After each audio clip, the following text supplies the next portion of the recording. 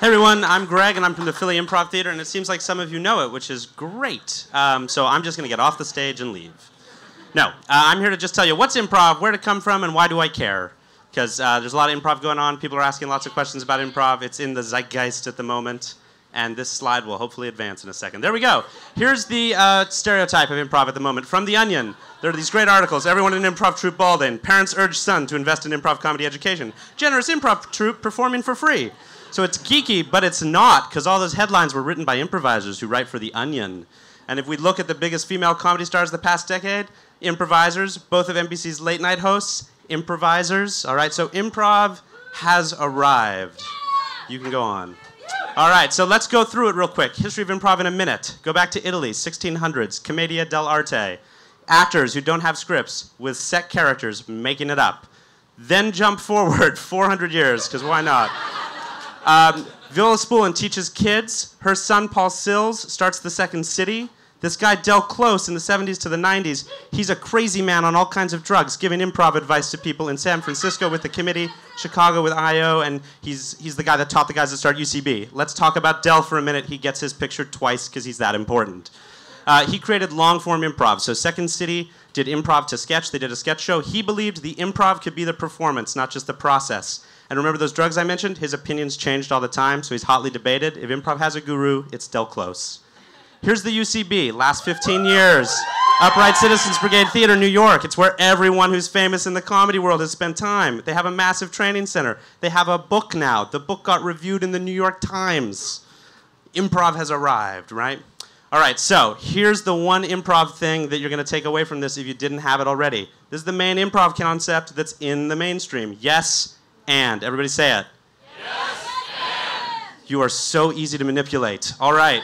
So what is yes and? It's this very simple thing that we teach at FIT, which is you agree with what your scene partner says you're improvising, and you add to it. You explore the idea and you heighten it. You make it bigger, make it bolder. We like to say in life we make things better. In improv we make them worse.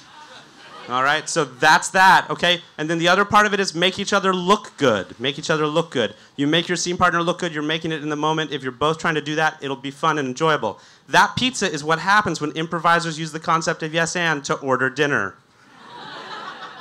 That's what yes and gets to. All right, now let's talk about yes and in life, because this is Ignite and we want to be interesting.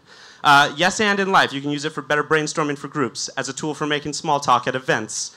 A sales conversation strategy. Yes, it's a beautiful new car, and you would hate it if it got destroyed. I've used it in this ways, as a set of simple skills that can make sermons less boring.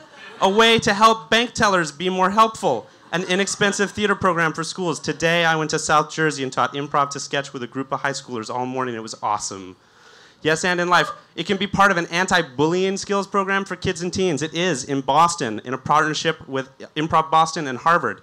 It can be a form of therapy for early Alzheimer's and other dementia patients because you just respond to the last thing you said and they can remember that recently. It's therapeutic.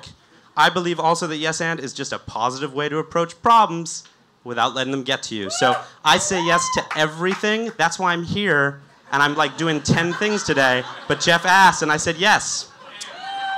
Let's talk about improv right now. Big places: Second City, Chicago; Groundlings, LA; Upright Citizens Brigade Theater, New York and LA. As of January, the 10 largest cities in the US all have full-time improv comedy theaters. You can see improv shows every night of the year in the 10 largest cities in America. And why do I say as of January 2014? Because until 2 months ago, there was no full-time improv theater in the city of Philadelphia. We have solved that problem. This is a need that has been filled. We've been in business 8 years. We've been looking for a space for 3. We're now at the Adrian Theater, 2030 Sansom Street. Go to Shake Shack, park your bike, get a shake, come see our show. This is what FIT does. We train improv, sketch, and stand-up comedy, all right? So absolute beginners, you've never acted, you've never done any comedy. We have 1,000+ students this year in 5 different sessions. The next one starts in a few weeks. Sorry, it's sold out.